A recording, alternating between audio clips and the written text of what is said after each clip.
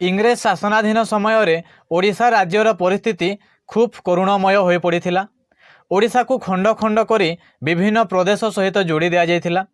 सही समय उत्कल जननीर दुख को बुझीपारी आगे आसी उत्कल गौरव मधुसूदन दास। से ओडिशा को एकत्रित करने बा खंडितांश को जोड़ी ओडिशा प्रदेश गठन करने आप्राण उद्यम करथिले एवं तांको चेष्टा बल रे ओडिशा प्रदेश गठित होइथिला। तेबे सही समय सुप्त ओडिया जाति को जागृत करने बा ओडिया जातिर प्राण रे ओडिया जातिर हृदय रे जाति प्रेम भरी देवाई उत्कल गौरव मधुसूदन दास केतेक पद्य रचना करथिले। सही पद्य बा कविता गुड़िकरू केतेक पद मु नहीं आसी। प्रकृत में कहवाकू गले मधुबाबू प्रत्येक पद ओडिया जाति पाई अमूल्य अटे। तेबे तन्मध्यरु केतेक पद बाछिकी मु आज नहीं आसी। आशा करुछि भिडियोटी शेष पर्यंत देखिबे एवं मधुबाबूंकर पद गुड़ी को सबुबेले मनरे रखिथिबे।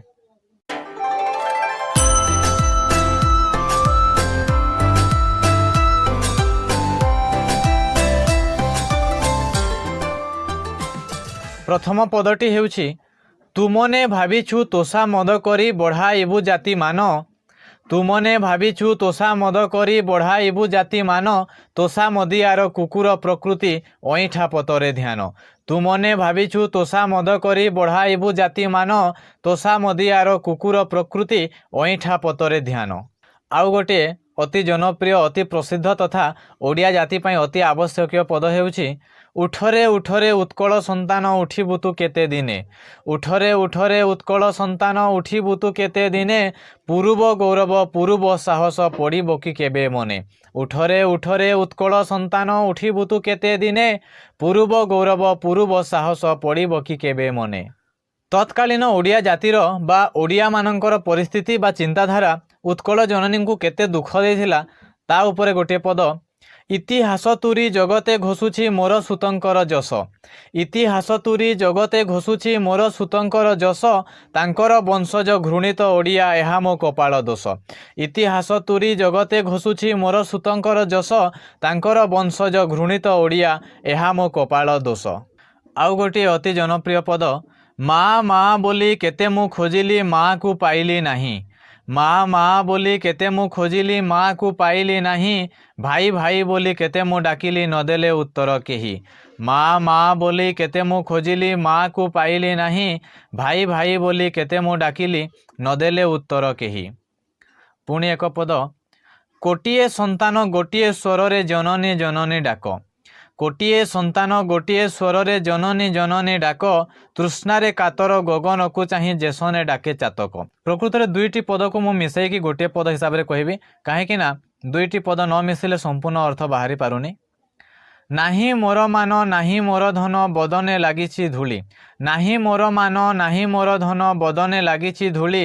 वीर प्रसविनी शोणित रहिछि तो शरीरे देवी ढाली। नाही मोर मान नाही मोर धन बदने लागिछि धूली। वीर प्रसविनी शोणित रहिछि तो शरीरे देवी ढाली। से शोणित बले बुद्धिर कौशले हेबु तुही कर्मवीर।